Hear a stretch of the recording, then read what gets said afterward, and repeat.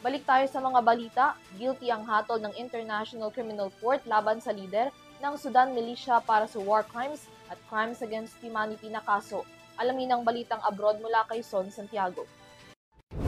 Is guilty beyond reasonable doubt of the crimes with which he has been charged.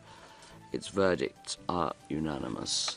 Stand up, please, Ali Muhammad Ali Abd. 2 dekada matapos ipasa ng United Nations Security Council ang kaso sa International Criminal Court o ICC, hinatulan na ng pandaigdigang hukuman ng isang Sudanese militia commander dahil sa mga kasong war crimes at crimes against humanity na nangyari sa kanlurang rehiyon ng Sudan na Darfur.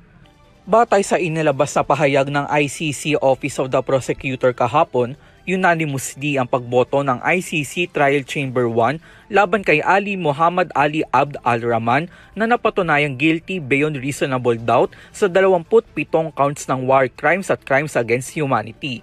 Ang hatol na ito ay sinuportahan ng testimonya ng 81 witnesses at halos 1,900 ebidensya na isinumite ng ICC prosecutors.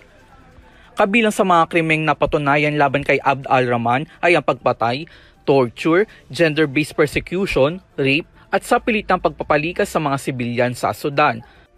Ayon sa korte, mula Agosto 2003 hanggang Abril 2004, pinangunahan ni Abd al-Rahman ang Janjaweed Militia, isang pro-government armed group na nagsagawa ng sistematikong pag-atake laban sa mga non-Arab communities sa Darfur. Nagsimula ang girian sa lugar noon pang 2003 matapos akusahan ng mga rebeldeng grupo ang pamahalaan ng Sudan ng diskriminasyon laban sa mga non-Arab tribes. Dahasan namang tumugon ng gobyerno sa pamamagitan ng pagde-deploy ng Janjaweed Militia na nagresulta sa tinatayang 300,000 pagkamatay at mahigit 2.2 milyong lumikas ayon sa UN. Ayon kay Presiding Judge Joanna Kerner, si Abd al-Rahman na hindi lamang nag-utos kundi personal din lumahok sa mga karahasan sa iba't ibang operasyon doon. Samantala, sinabi naman ni Deputy Prosecutor Nazat Shamim Khan na ang hatol ay isang mahalagang mensahe na ang mga responsable sa karahasan sa Sudan ay mapapanagot sa batas. Sa Nobyembre, inaasahang ilalatag ang sentensya kay Abd al-Rahman. Ito'y habang inaasikaso ng mga prosecutor ang argumento dito.